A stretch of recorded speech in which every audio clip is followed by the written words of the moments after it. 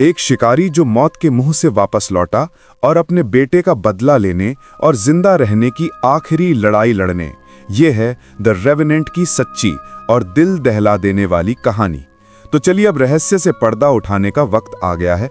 कहानी शुरू करते हैं। एक बेहद अनुभवी शिकारी जंगल में घूम रहा था।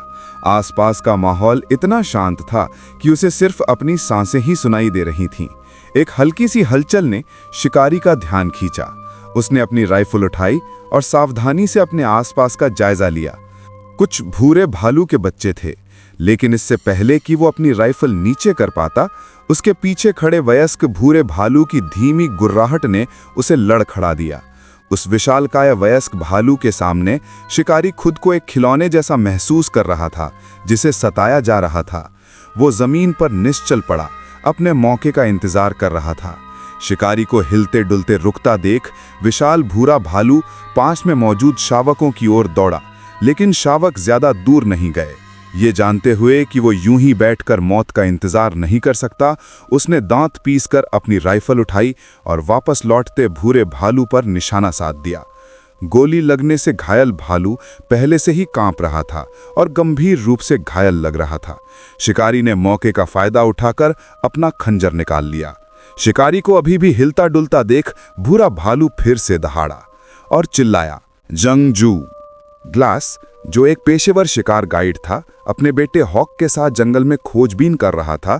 तभी एक आवारा जानवर उनकी नजर में आ गया। कुछ ही दूरी पर ग्लास के साथी नदी के नाशपाती छील रहे थे। उस समय उच्च वर्ग में इस खाल की बहुत मांग थी और इसकी ऊंची कीमत मिल सकती थी। शिकारी नदी के नाशपाती का शिकार करने के लिए पहाड़ों और नदियों को पार करके भारतीय इलाकों में जाने को तैयार थे। उन्हें इस बात का जरा भी अंदाजा नहीं था कि धीरे धीरे उन पर खतरा मंडरा रहा है। जिम, उन्होंने कहा, जाओ उसे ढूंढो, मुझे दिखाओ। चुप रहो, मदद करो, मैं तुम्हें दिखाता हूं, मुझे दिखाओ, चुप रहो। शिकारी अचानक हुए हमले से स्तब्ध रह गए।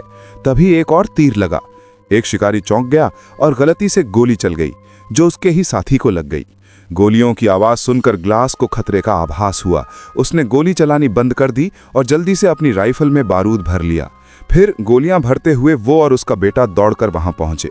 उन पर भारतीय जनजातियों में से एक ली जनजाति हमला कर रही थी। इस समय भारतीय केवल दूर से ही हमला कर रहे थे। टीम के सदस्य घबरा गए थे।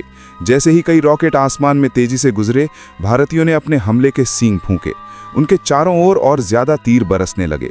एक भयभीत शिकारी अपने घोड़े की ओर भागा, लेकिन जैसे ही वो जंगल से बाहर निकला, उसे 2 तीरों ने छेद दिया। बाकी सभी लोग एक पेड़ के नीचे छिप गए ताकि जल्दबाजी में कोई कदम न उठा सकें।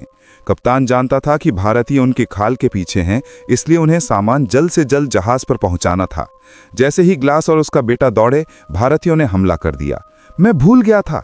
मुझे एक दो, मुझे एक दो, मुझे एक दो, तुम्हें एक नाव दो, मुझे एक नाव दो, मुझे एक नाव दो, मुझे एक नाव दो। शिकारियों के लिए खाल ही सब कुछ थी। वे खालों को नावों तक ले गए। घोड़ों के खुर नावों पर लादने का समय नहीं मिला। वे घोड़ों को भारतीयों के लिए छोड़ने के बजाय मार डालना पसंद करेंगे। यहाँ और भी ज्यादा भारतीय इकट्ठा हो रहे हैं। खाले लिए शिकारी जल्दी से नावों पर चढ़ते हुए उन्हें छिपने का मौका दे रहे हैं। मैं उन्हें नहीं जानता, मैं उन्हें नहीं जानता, चलो अब चलते हैं। ग्लास नाव पर है और भारतीयों को रोके हुए है। उसका बेटा कुशलता से गोला बारूद लोड करने में उसकी मदद कर रहा है। भारतीय गहरे पानी में अपना पीछा छोड़ने को मजबूर हैं। कौवे आसमान में चक्कर लगा रहे हैं, जाने को तैयार नहीं। वे ताज़ा खाना खाने के लिए इंतजार कर रहे हैं। मुखिया लगातार फ्रांसीसियों से घोड़ों के बदले खालें बदलने और अपनी लापता बेटी की तलाश जारी रखने की बात बुदबुदा रहा है। ली परिवार ने बची हुई खालें ले ली हैं। तुम पीछे सिर्फ लाशों का ढेर छोड़ गए हो। अच्छा, जाओ कपड़े धो लो। नाव पर बचे हुए लोग अपने शहीद साथियों के लिए प्रार्थना कर रहे थे। मिसौरी नदी पर भी वे खतरे से बाहर नहीं थे, क्योंकि यह अभी भी भारतीय क्षेत्र था। मूल 47 लोगों में से केवल 12 बचे थे। पुराने शिकारी फिट्स ने कप्तान से उनके अगले कदम के बारे में पूछा। कप्तान ने अपने मार्गदर्शक ग्लास से सलाह ली। ग्लास ने सबसे भरोसेमंद और सुरक्षित योजना सुझाई। नाव छोड़ दो और एक नया जमीनी रास्ता खोजो। फिट्स ने कड़ा विरोध किया, मानते हुए कि नाव पर ही रहना ज्यादा सुरक्षित होगा। संचय में कप्तान ने ग्लास पर भरोसा किया, जो उस इलाके को अच्छी तरह जानता था। वे जल्द ही किनारे पर पहुंच गए। ग्लास का विचार था कि भारतीयों को नाव का पीछा करने दिया जाए, खालों को जहां वे हों वहीं छिपा दिया जाए और फिर किले की ओर पैदल वापस चला जाए। कप्तान मान गया। हालांकि कई लोगों ने शिकायतें की क्योंकि इससे उनकी यात्रा में हफ्तों का इजाफा हो जाता। फिट्स सबसे ज्यादा उत्तेजित था।